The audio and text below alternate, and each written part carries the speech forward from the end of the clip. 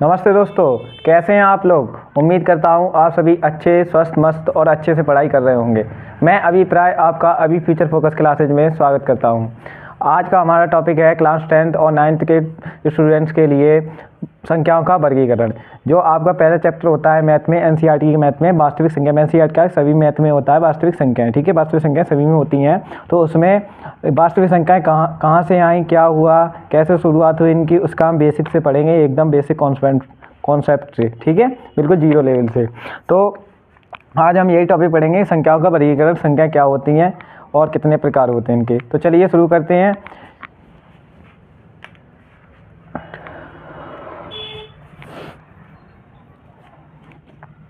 सबसे पहले तो हमें पता होनी चाहिए संख्याएं क्या होती हैं, ठीक है। संख्याएं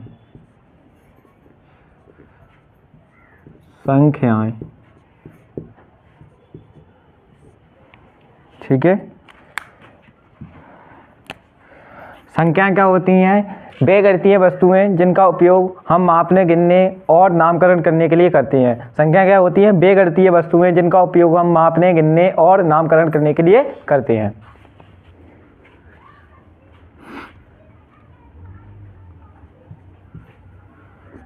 वे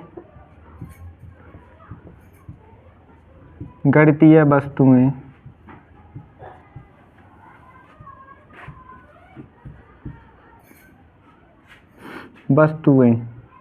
ठीक है, वे गणितीय वस्तुएं हैं जिनका उपयोग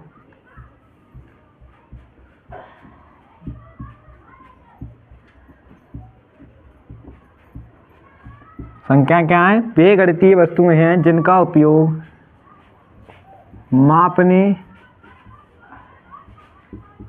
गिनने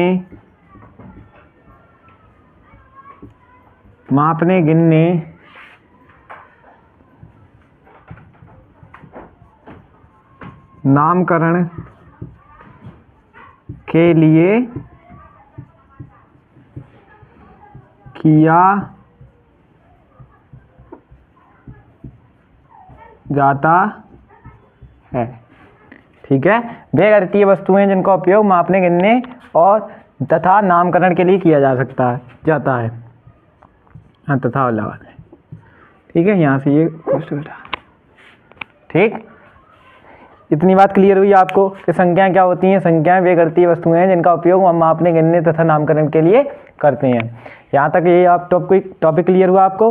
तो अब इससे आगे बढ़ेंगे कि संख्याएं कितने प्रकार की होती हैं। संख्याएं मुख्यतः 3 प्रकार की होती हैं, मुख्यतः 2 प्रकार की होती हैं, लेकिन इनका उपयोग 3 प्रकार, जो उपयोग होता है वो 2 ही प्रकार का सबसे ज़्यादा होता है। वैसे 3 प्रकार की भी होती है संख्या, ठीक है। कौन कौन सी होती हैं? वास्तविक संख्याएं और काल्पनिक संख्याएं और सम्मिश्र संख्याएं। सम्मिश्र संख्याओं का जो उपयोग ज़्यादा होता नहीं है अपने मैथ में, इस वजह से उनको रोक दिया जाता है, पढ़ा नहीं जाता ज़्यादा, ठीक है। तो वास्तविक संख्याएं और काल्पनिक संख्याएं 2 होती हैं, ठीक है। मैंने अभी बताया आपको संख्या कितने प्रकार की होती है, 2 प्रकार की। जैसा मैं चार्ट बना रहा हूं आप वैसा ही बनाते जाइए, सेम,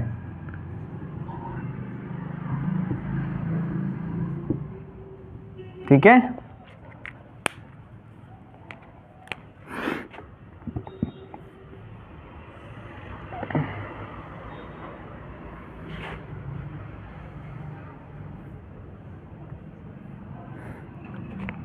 नंबर 1 होती हैं वास्तविक संख्याएं।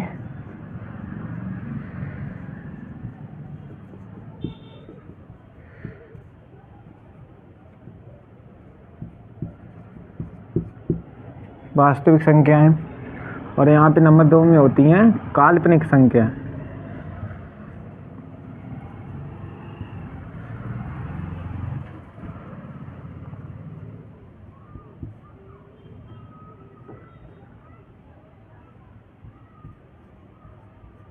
ठीक है। वास्तविक संख्याओं को इंग्लिश में क्या बोलते हैं? Real number. और काल्पनिक संख्याओं को इंग्लिश में क्या बोलते हैं? Imaginary number.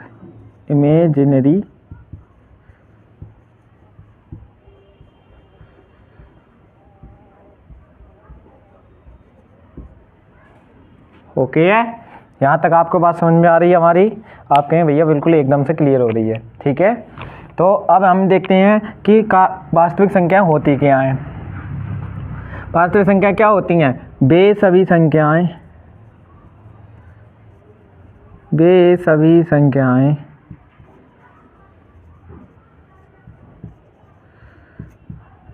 जो संख्या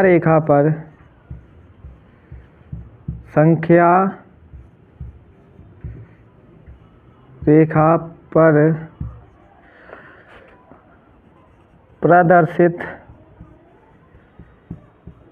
प्रदर्शित की जा सकती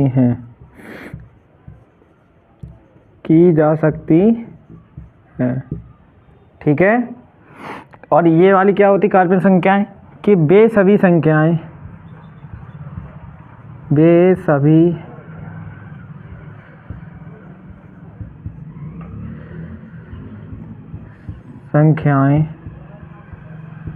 जो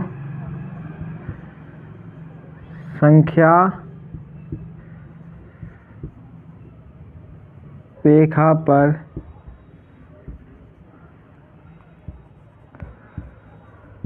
प्रदर्शित नहीं की जा सकती।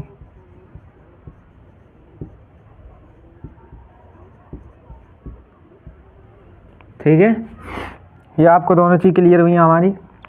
अब हम देखते हैं संख्या रेखा होती क्या है। कि संख्या रेखा क्या होती है? एक लाइन होती है। ठीक है, संख्या रेखा, इसका जो पॉइंट होता है, मतलब केंद्र होता है, वो 0 होता है। ठीक है, और इसके लेफ्ट मतलब राइट हैंड में कैसी संख्या जाती है? प्लस की।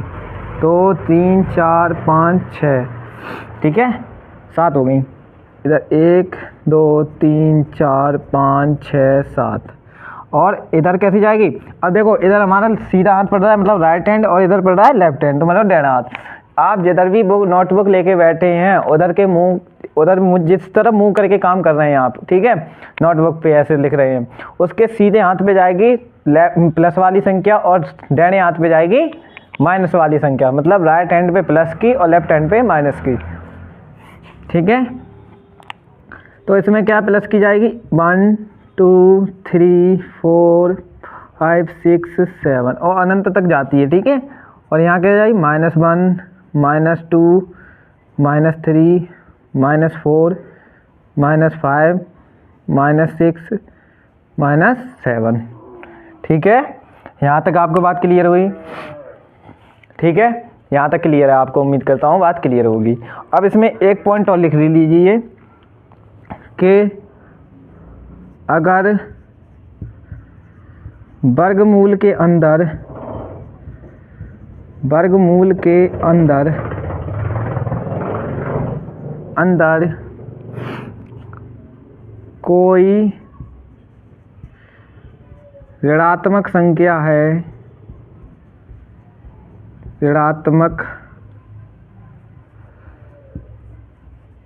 कोई ऋणात्मक संख्या है, तो वह काल्पनिक संख्या होगी। समझे बात को आप मेरी? कि अगर वर्गमूल के अंदर कोई ऋणात्मक संख्या है, तो वो कैसी होगी? एक काल्पनिक संख्या होगी। यहाँ तक आपको बात क्लियर है? आप बोलेंगे भैया क्लियर है। तो देखते हैं कि ये कौन कौन सी वो वास्तविक संख्या कौन कौन सी होती हैं। वास्तविक संख्या कौन सी? जैसे √16 है, और 1000 है, 2000 है, और 3/4 है। ये सारी कैसी संख्याएं? सब वास्तविक संख्याएं। जैसे √16 है, ठीक है, √16 है, √5, √4, 2/5, -3/2। समझ रहे हैं बात को आप मेरी? ठीक है, 10 2000, ठीक है, 1.33, ये सब कैसी हैं? वास्तविक संख्याएं हैं ये सारी। समझ रहे बात को? यहाँ तक क्लियर है आपको पॉइंट ये वाला। और इधर देखते हैं, यहाँ पे देखो अंडर रूट में कितने लिख दिए हमने, -16 कॉमा अंडर रूट में कितने लिख दें हम, बताओ अंडर रूट में कितने लिख दें, -9, ठीक है। और कॉमा बताओ कितने लिखें अब हम, हैं under root -4, under root minus कितने लिखें, -8, ठीक है। अभी मैंने क्या बताया, वर्गमूल के अंदर कोई ऋणात्मक संख्या तो वह काल्पनिक संख्या होगी। ये बात क्लियर है आपको? अब मैं बता दे रहा आपको कैसे क्लियर दिखाती है। देखो अगर अंडर रूट के अंदर -16 है तो इसका रूट क्यों है, कितना आएगा, -4। बात समझ रहे हैं आप मेरी, -4 आएगा। तो अगर जो संख्या माइनस में आती है वो कैसी होगी, काल्पनिक, ठीक है। रूट निकलने के बाद भी माइनस की आ रही है तो ये काल्पनिक संख्या होगी। और अगर हम रूट क्यू 16 लिखें तो ये कैसी होगी, एक वास्तविक संख्या होगी, ठीक है। क्योंकि वो सॉरी 4 रूट क्यू 64, ठीक है, रूट क्यू 64, क्योंकि 4 का हम गुणा 3 बार करेंगे, क्यू कितना होता है 3 का, 4 चक 16 चक 64, ठीक है। अगर एक बात याद रखो, अगर हम किसी -2 का स्क्वायर करते हैं, 2 का स्क्वायर तो क्या हो जाता है, प्लस के 4 आते हैं नहीं आते हैं, समझ रहे बात को, समझ रहे हैं, क्लियर होगा। अब हम आगे बढ़ते हैं।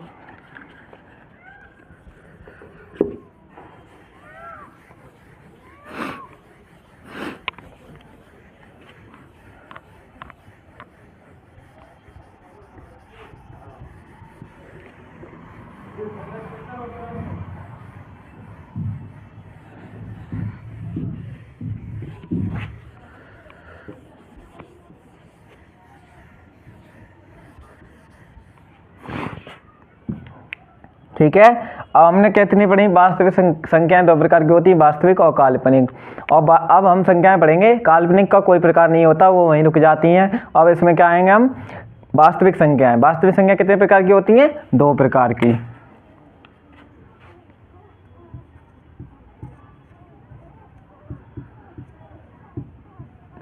वास्तविक संख्याएं,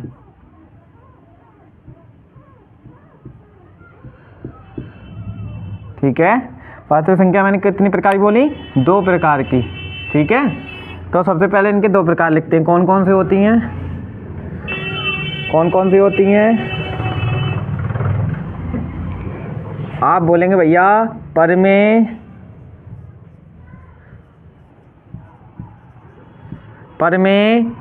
संख्याएं,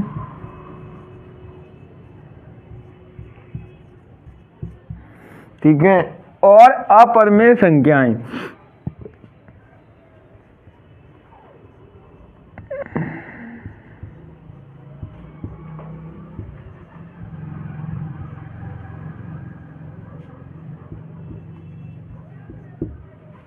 ठीक, परमेय संख्या को इंग्लिश में क्या बोलते हैं, रेशनल नंबर,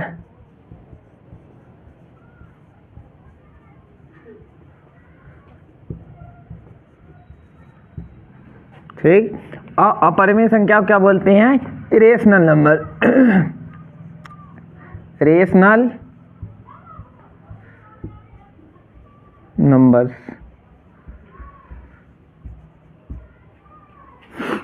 ठीक है। यहाँ तक आपको क्लियर हुआ, ठीक है, कोई दिक्कत हो नहीं होगी। तो अब हम देखते हैं यहाँ पे कि रेशनल नंबर किसे कहते हैं, मतलब परमेय संख्या किसे कहते हैं। तो परमेय संख्या क्या होती हैं, वे सभी संख्याएं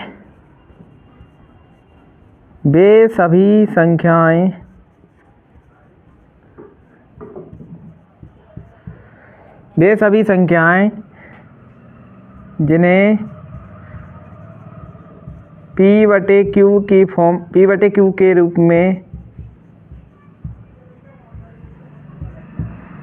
में लिखा जा सकता है, वे सभी संख्या जिन्हें p बटे q के रूप में लिखा जा सकता है वे क्या होती है? परिमेय संख्या। बस शर्त क्या है? q इज नॉट जीरो होना चाहिए। q इज नॉट जीरो का क्या मतलब होता है कि p अपॉन q के नीचे p अगर कोई संख्या 2 है तो उसके नीचे जीरो नहीं होना चाहिए। इस q का मतलब ये है। इस q नॉट का मतलब क्या है कि अगर कोई संख्या 2 है 2 बटे p बटे q का मतलब 2 बटे जीरो, q की जगह पे जीरो नहीं होना चाहिए और कोई भी संख्या हो तो वो क्या होगी? परिमेय संख्या होगी। हाँ, अगर ऊपर जीरो है तो वो एक परिमेय संख्या होगी। समझ गए? नीचे 2 हैं तो ये बात क्लियर है। ये पॉइंट अगर जीरो की बात की जाए, जीरो एक परिमेय संख्या है, आप ये याद रखना, ठीक है? जीरो एक परिमेय है। ओके,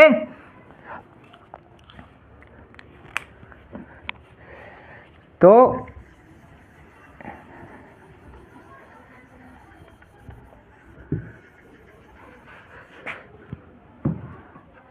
इसमें आप ये पॉइंट लिख लेना, q इज नॉट जीरो।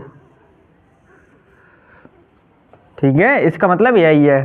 ये आपको कट तो कर देते हैं लेकिन बताते नहीं इसका मतलब क्या है। q इज नॉट जीरो का मतलब है p बटे q के नीचे p के नीचे जीरो नहीं आना चाहिए। समझ गए बात को?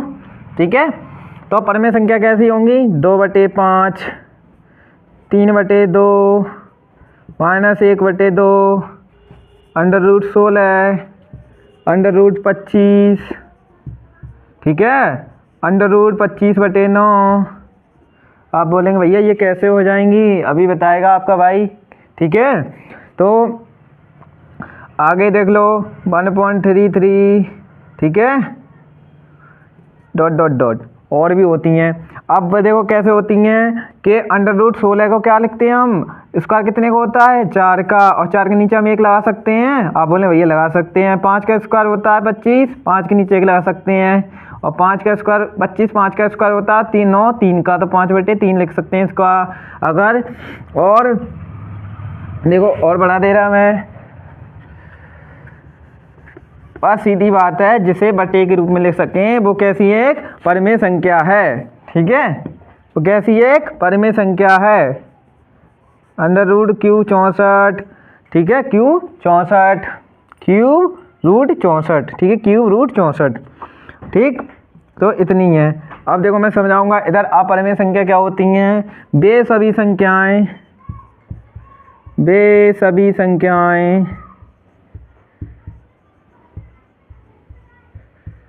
संख्याएं जिन्हें p बटे q के रूप में नहीं लिख सकते हैं वो क्या होती हैं? अपरिमेय संख्या होती हैं। जैसे मान लो यहाँ पे जैसे और लिख लेना,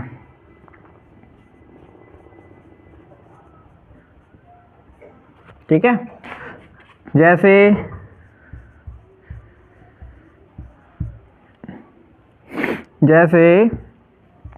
√3 है, √2 है, √5 है, ठीक है, डॉट डॉट डॉट। ठीक, और एक और पॉइंट याद कर लो। अगर अंडर रूट में कोई अभाज्य संख्या है, अंडर रूट में कोई अभाज्य संख्या है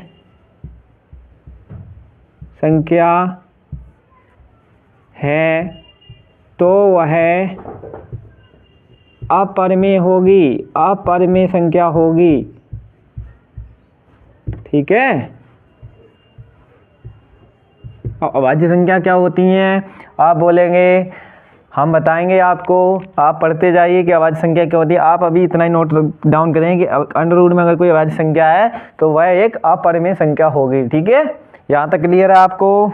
आप कहेंगे भैया जी एकदम से समझ में आ रहा है, बिल्कुल दिमाग में फिक्स होते जा रहा है। ठीक है, तो अब हम आपको एक क्वेश्चन देते हैं। यहाँ पे ही बताओ कि √9 कैसी है? एक कैसी संख्या? एक परिमेय है या अपरिमेय है? कैसी संख्या है? बस इतना बताओ आप लोग कि √9 परिमेय है या अपरिमेय है? परिमेय है या अपरिमेय है? बताएंगे? बताओ। तो ये कैसी है? एक परिमेय संख्या है, परिमेय संख्या है, क्योंकि √9 का स्क्वायर कितना होता है? 3। ठीक है, परफेक्ट स्क्वायर कितना होता है? 3। और एक बात याद रख लो, अगर ये ताज उतर रहा है इसका, ये वाला ताज ये हट रहा है ऐसे करके स्क्वायर परफेक्ट कट के, तो वह एक परिमेय संख्या होगी, उसके नीचे एक बटे लगा सकते हैं। और अगर क्यूब रूट में बोल दूँ, क्यूब रूट 27, ठीक है, क्यूब रूट 27 बोल दूँ, तो ये कैसी होगी? एक कैसी होगी? एक परिमेय संख्या होगी, क्योंकि 3 का परफेक्ट क्यूब होता है 27। ठीक है, 3/1 लिख सकते हैं इसको। समझ रहे हैं आप मेरी बात को, मैं क्या कहना चाह रहा हूँ? समझ रहे हैं? आप कहेंगे भैया बिल्कुल समझ में आ रहा है। ठीक, तो ये कैसी होगी? एक परिमेय संख्या होगी, अगर क्यूब रूट 27 लिखा है या √9 लिखा है, या परफेक्ट, साधारण सी बात है कि अगर वो परफेक्ट स्क्वायर कट रहा है या परफेक्ट क्यूब कट रहा है तो वो एक परिमेय संख्या होगी। अगर परफेक्ट स्क्वायर या परफेक्ट क्यूब नहीं कट रहा है तो वो एक अपरिमेय संख्या होगी। समझ गए बात को? इतनी बात है। ओके है? इसमें से 1 या 2 नंबर का क्वेश्चन बन जाता है कि बताओ √Q 27 या √Q 64 कैसी संख्या है। ठीक है, या निम्नलिखित में से परिमेय संख्या छांटिए। उसने ऑप्शन में दे दिया √Q 27, √Q 28, √Q 64 ऐसे करके दे दिया, फिर उसमें से आप बताएंगे। ठीक है, तो आज के लिए हमारा इतना ही है, बाकी हम कल पढ़ेंगे। वास्तविक संख्या हमने 2 प्रकार पढ़ लिए, परिमेय और अपरिमेय। परिमेय और अपरिमेय का कॉन्सेप्ट आपको क्लियर हुआ होगा। आप कहेंगे भैया जी एकदम से क्लियर हुआ। अगर आप मुझे अपना बड़ा भाई मानते हैं तो, या छोटा भाई, जो कुछ आप माने बस आप सीखें। ठीक है, तो आप एकदम से जुड़े रहिए। मैं आपको ये संख्या का वर्गीकरण स्टेप बाय स्टेप बताऊंगा, और डिविजिबिलिटी रूल भी बताऊंगा, विभाज्यता के नियम, कैलकुलेशन इतनी फास्ट करा दूंगा, आप देखते ही बता देंगे ये सर या भैया ये संख्या 9 से कट रही है या 3 से कट रही है, कैसे कटती है मैं आपको चुटकियों में सिखाऊंगा ये ट्रिक। ठीक है, आपकी कैलकुलेशन इतनी फास्ट हो जाएगी। बस आपको ये रिक्वेस्ट है आपसे मेरी कि आप लोग कम से कम पारे याद कर लें 20 तक, ना तो 30 तक कर ही लें। ठीक है, और स्क्वायर याद कर लें 20 तक, और क्यूब याद कर लें 30 तक, 20 या 30 तक। ठीक है, बस इतने कैलकुलेशन तेज करने के लिए। बाकी मैं ट्रिक बताऊंगा आपको, डिविजिबिलिटी रूल सारे समझाऊंगा। ठीक है, तो आज के लिए हमारी इतनी क्लास है। बाकी हम इन संख्याओं के प्रकार परिमेय और अपरिमेय में से आगे बढ़ेंगे स्टेप। परिमेय कितनी प्रकार की होती हैं, अपरिमेय में ही रुक जाती हैं। ठीक है, कल हम बताएंगे कैसे क्या होती हैं। आज का अगर ये कॉन्सेप्ट समझ में आया तो आपको मैं ये क्वेश्चन दे रहा हूँ।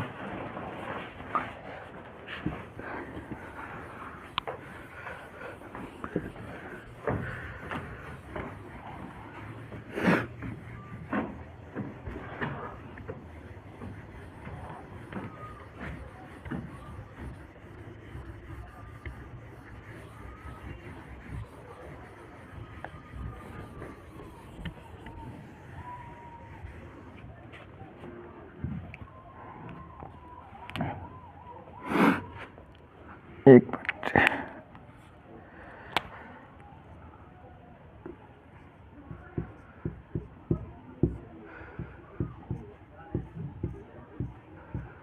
निम्नलिखित में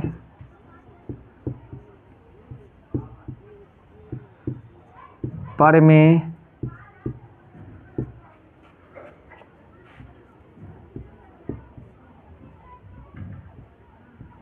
संख्या है।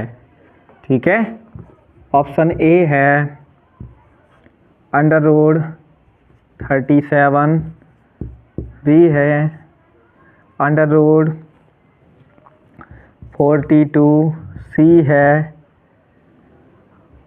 क्यूब रूट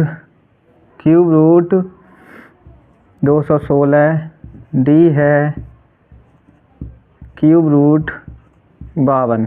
ठीक है, अगर आपको ये क्वेश्चन का जवाब पता है तो आप परिमेय या अपरिमेय संख्या का कॉन्सेप्ट बिल्कुल से सीख गए। मैंने आपको निम्नलिखित में परिमेय संख्या पूछी है इन 4 ऑप्शन में से।